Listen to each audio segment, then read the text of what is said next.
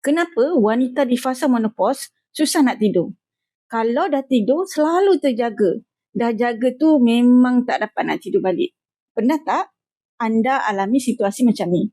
Dah pukul 3 pagi, mata masih segar. Kenapa susah sangat nak tidur? Bila bangun pagi, badan lesu, kepala pening, tak ada selera makan, mood swing sepanjang hari. Hai, saya Elle. Saya berkongsi tentang tips kesihatan wanita dan vitamin organik. Sebelum tu, jangan lupa klik like and subscribe untuk lebih banyak tips kesihatan wanita moden hari ini. Wanita, hargai diri anda sangat berharga.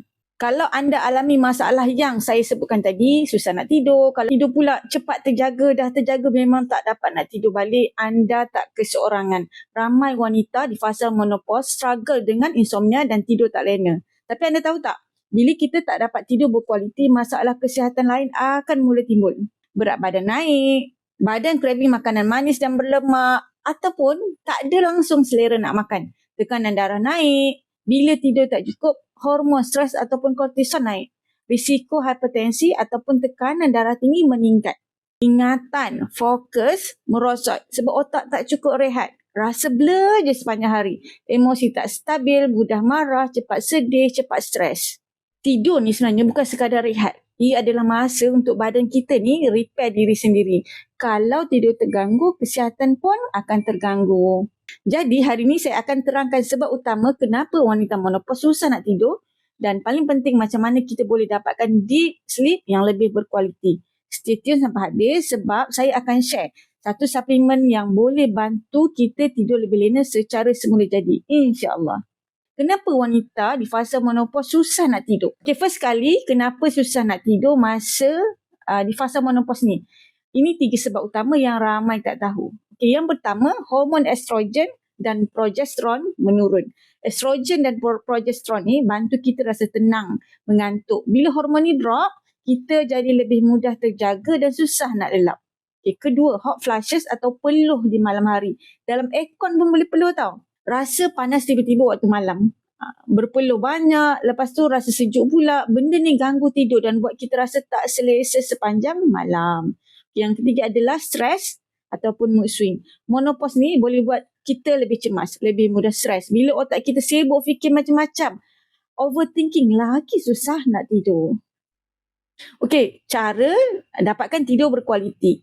Tapi jangan risau, kita boleh bantu badan kita tidur lebih lena dengan beberapa langkah mudah.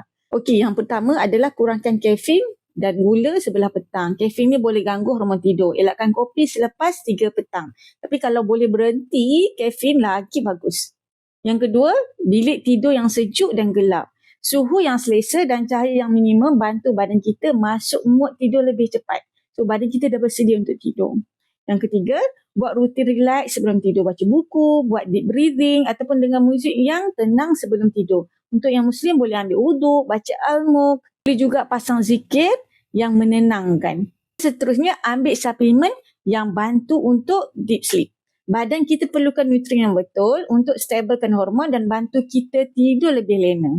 Kalau anda nak tidur yang lebih berkualiti, saya sangat syorkan Resvee ni. Kenapa Resvee? Macam mana Resvee bantu? Okay, Resvee ni kaya dengan polifenol.